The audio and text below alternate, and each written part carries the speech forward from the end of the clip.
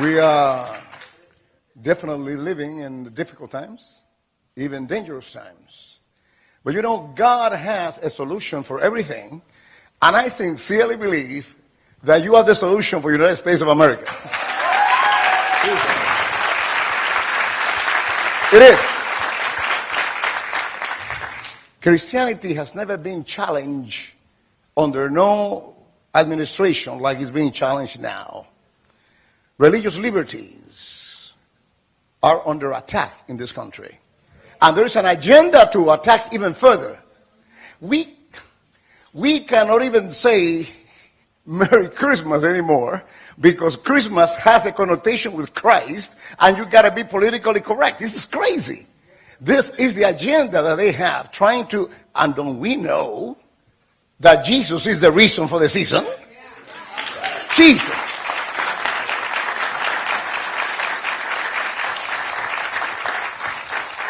It is a terrible thing.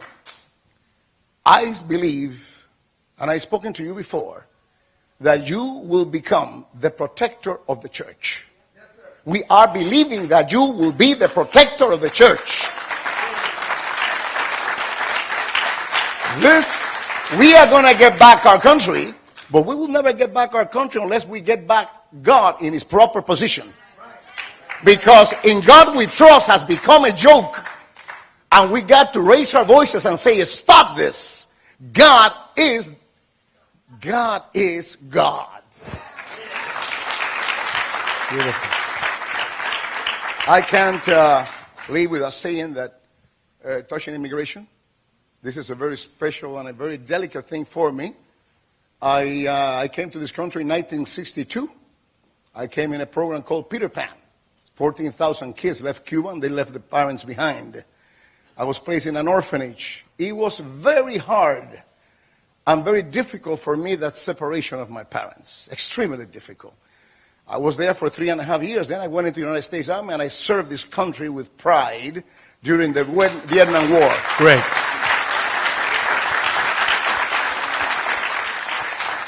I have the honor to be a part of the National Hispanic Advisory Board that is advising you.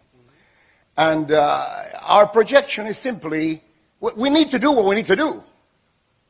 Of course, we're not going to even talk about the border. The border has to be a wall that goes to the first cloud. Has to be. Not only because of the immigrants and the illegality, is because of terrorism. We got to take care of our grandchildren. This is crazy. We cannot open the borders for everybody to come. But no doubt that as we fix things with the ones that are here, the 10 millions or 11 millions or whoever, is our desire that a least amount of affliction is placed on these families. I know the pain of the division. I know that there's going to be a separation. Our advice is that it will be the shortest time possible in order to create the least amount of pain. And I will sincerely say that when we talked to you there in New York, you were totally open in order to receive our advice and seeing how you could do the job that you need to do in a more humane manner. I want to thank you for that. Thank you very much. I appreciate it. Thank you very much. Great to see you again. Our next speaker, Mr. Trump, is a personal friend and mentor of mine, owns a lot of properties. I think he lives on your golf course, Mr. Max Alvarez. Oh, I know Max. Everybody knows Max. Who doesn't know Max? It is a great honor to be here, Mr. President, if I take the liberty to already elect you. It is a great honor, and I don't know how to thank you for taking time to come over and talk to us, and that shows your concern for everybody. I'm another Peter Pan. I came a little early than you. I'm going to discuss that because my age may just shine. So. And of course, it's so difficult to come with Roberto. This is a typical, another American dream. It's an example that we were given. My story is very simple. I came over when I was 13 years old. My parents, who were also immigrants from Spain, early the turn of the century, they understood what communism was like simply because they had to flee their country, to flee oppression. And imagine how strong they had to be. Imagine the courage of two parents who were willing to send their son to a foreign country not knowing where they're going. So I was part of that 14,000+ kids who came to this country younger than 18. I had just turned 13 at the time. But it was a blessing. It was a blessing because this country provided me, as so many millions of other people who would take the same journey, the opportunity to get an education, to get a job like he did. My case is a little different. I bought 4 gas stations, underperforming. I'm the one who gets up in the morning and says, oh, thank heaven for 7-Eleven, because they sold me 4 stations that they thought were not good. Well, those 4 stations have grown into a distributorship that handles over 500 stations. And I can assure you, our company impacts over 50,000 families simply by providing the capacity and the opportunity that we all came here to get. And again, thanks God for this great country of ours. That's great, Max. Thank you. Let me tell you, one thing that I hope that everybody in this group understands, and I hope people who are not here get to understand. Mr. Trump is a very successful businessman. And you have to think, is he a little crazy? He's going to give up the good life. He's going to give up enjoying the fruit of his labor. Because I am pretty sure that he's been working since he was a young man. I am pretty sure that you probably at one time or another had to wash cars just like I did. And then all of a sudden you're jumping into this cesspool. We love you because we need more people like you. And I tell you, please understand this. The reason this man is doing this, I have to think he's a little crazy. But he's doing it not for himself. He's doing it for his grandkids. He's doing it for my grandkids. And for all the grandkids of everybody here.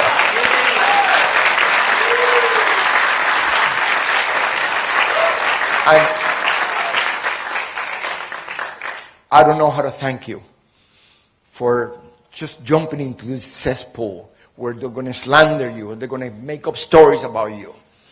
And the very people who really understand the greatness of this country will never forget the sacrifice that you're doing simply because you don't want this country to turn out to be another Cuba or another Venezuela where people elected people.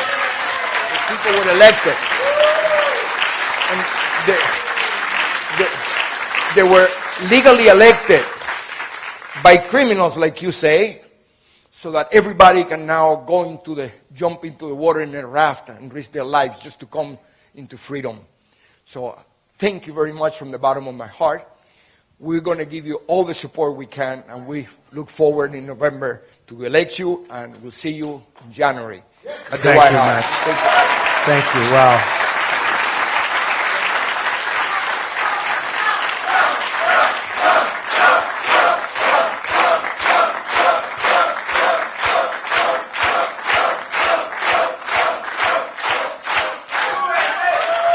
Well,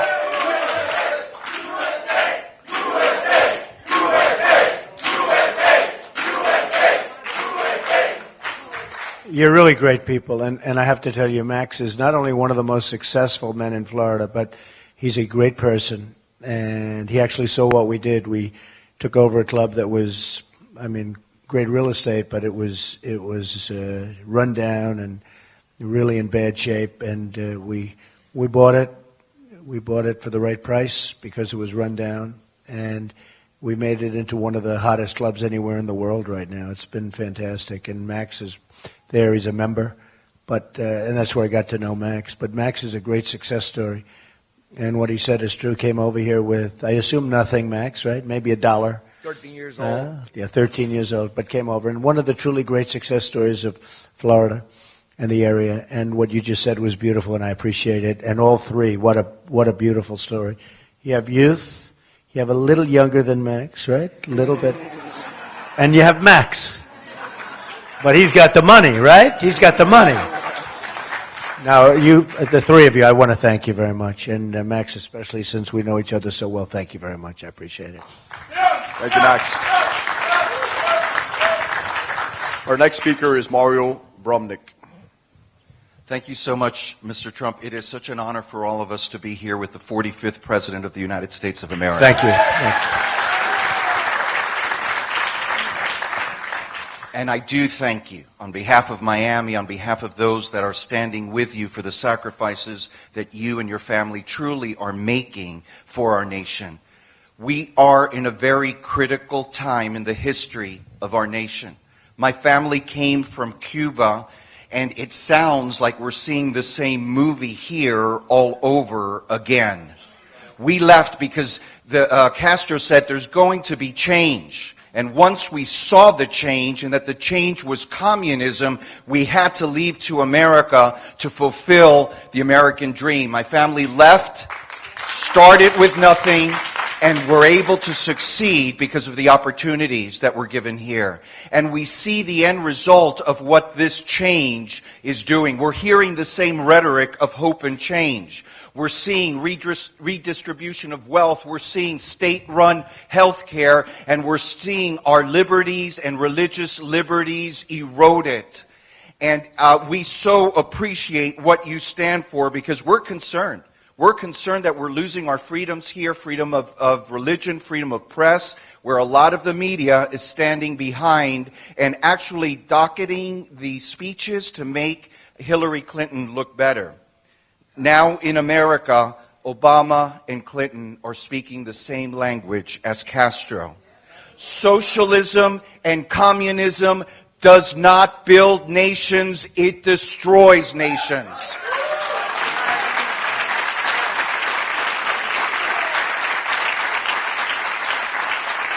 The end result is a loss of our religious liberties, our freedoms, and poverty. Just look at Cuba and just look at Venezuela. We so appreciate, and I believe that as Americans, as Latins, as African Americans, we need to wake up and realize the movie that we've been watching. And it is time to act and vote, and we believe that you, Mr. President, are the one that is going to help us secure our religious liberties and our financial freedom. God bless you. Thank you. Very well said. Very well said. Thank you. That was beautiful. Very well said. Thank you very much. And our final speaker is Maria Antonieta Hernandez. Thank you, Mr. Trump, for the opportunity. I am nervous. You accept my translation? I'll be the translator.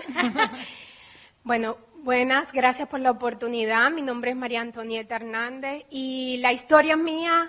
Thank you so much for the opportunity. My name is María Antonieta Hernández, and my story is...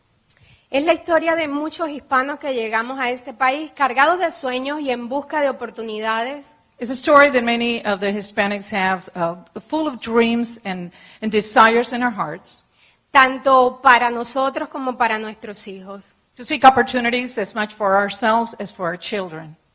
Cuando llegué a este país fue un reto bien difícil debido que tenía que acostumbrarme al sistema, cómo se movía. When I arrived in this nation, it was very difficult because I had to adjust to the operations and the way the country operated. En Venezuela fui una empresaria exitosa, tenía grandes negocios y llegué con una niña de 8 años a este país. I was a successful businesswoman in Venezuela, and I arrived here with an 8-year-old little girl.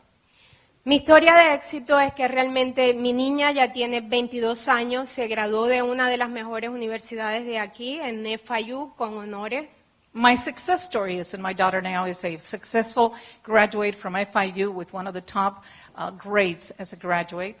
Por mi empresa han pasado más de 40,000 empresarios hispanos. And through my enterprise, my company, we've had over 40,000 Hispanic entrepreneurs that have gone through there. En los cuales lo hemos ayudado a cómo empezar un negocio aquí en el sur de la Florida. In which we have contributed on how to establish their businesses here in South Florida. La razón por qué llegué a este país The reason I came to this country es porque estaba cansada de los políticos mentirosos y corruptos de Venezuela. I was tired of the corrupted, liars and deceitful leaders in Venezuela. Y realmente lo voy a apoyar y apoyo realmente todo lo que usted hace, I not only will support and have been supporting everything that you are doing, porque creo en usted como empresario, creo en usted como líder because I believe in you as a businessman, as a leader, y realmente como ciudadana americana creo que necesitamos un líder como el carácter de usted. and I believe as a citizen of the United States, we need a leader such as yourself.